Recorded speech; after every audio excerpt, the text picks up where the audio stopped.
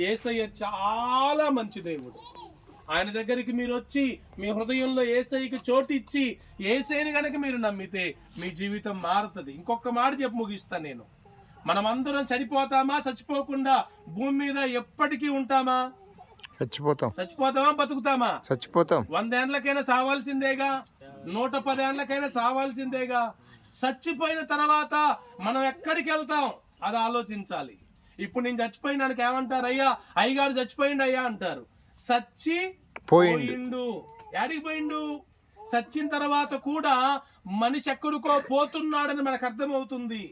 ఏమో చచ్చిపోయింది అనుకో, చచ్చిపోయింది అంటారు. అంటే చచ్చి ఎక్కడికో పోతుంది. ఏంటి పోయేది?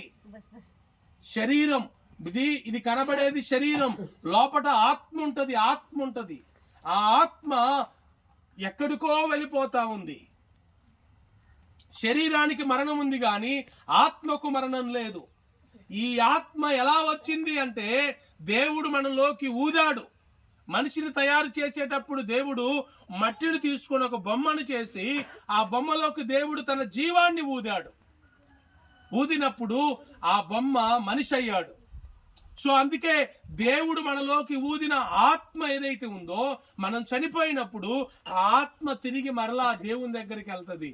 ఈ శరీరం మట్టిలో నుంచే వచ్చింది కనుక మరలా మట్టిలో కలిసిపోయింది. పాతి పెడుతున్నారా? చచ్చిపోతే మీ ఊర్లో పాతి పెడుతున్నారా లేదా? భూమిలోనే కదా పెట్టేది. పెడతారు. అట్లా మనలో ఉన్న ఆత్మ దేవుని దగ్గరికి వెళ్తుంది. దానికి మరణం లేదు. అయితే యేసు ప్రభువుని నమ్మకుండా, యేసు ప్రభువునందు విశ్వాసం ఉంచకుండా ఎవరైనా చనిపోతే వారి ఆత్మకి నరకం ఉంటది. యుగ యుగాలు తరతరాల అగ్నిలో కాలిపోయే పరిస్థితి ఉంటది. అలా కాకుండా పరలోకం వెళ్ళి దేవుని దగ్గరికి వెళ్ళి